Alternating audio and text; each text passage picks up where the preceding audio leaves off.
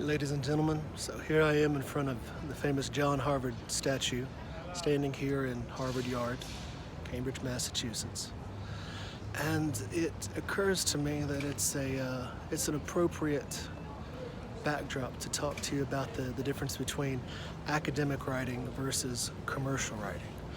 So whenever a lot of business authors I work with, whenever they take their first pass at a manuscript, it's often with the idea or with the background of reproducing what they respected, what they read, what was shown to them as a model in college or even in business school. Now, what you read in university, especially business school, is academic writing. It's written for an academic audience, for an academic purpose. There's a time and a place for that. But if you're wanting to write a business book comes from the world of commercial publishing, where you want to write it for a trade audience. It's a very different reader than a captive audience, such as a student body. In academia, you start by defining the problem. You try to you remove yourself from the body as much as possible.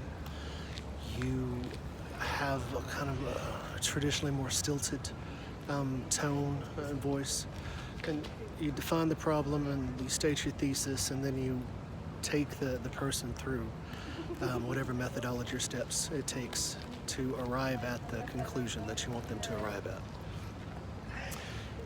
Commercial writing is quite different. You want to engage your audience at the beginning.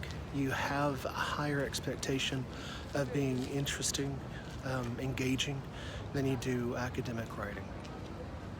You also have to have an eye towards not just presenting the information, but persuading the reader to actually do something, whether that be to see you as an expert in your field, to come to your way of thinking, but more than just convincing them that your argument is right, is persuading them to actually take action, changing their life, changing their business, changing the way that they see a problem. And so whenever you're getting ready to write a business book, don't look to the textbooks that you read as an example of what you're trying to do. Look at the business books that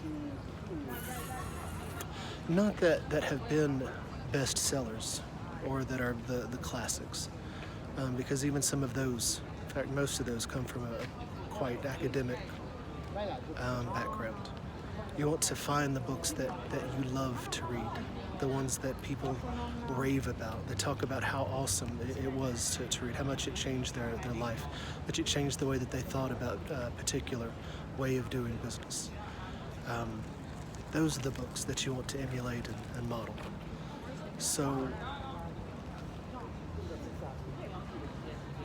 and in fact, it would take quite a bit of time to explain all the differences between academic and commercial. But the biggest difference is to remember who your reader is and what you're doing it for.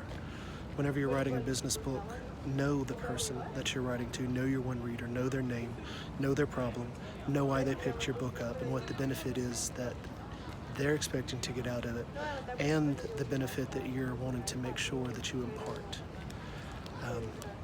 But above all, it's supposed to be fun. Whenever you write your business book, make sure you have fun.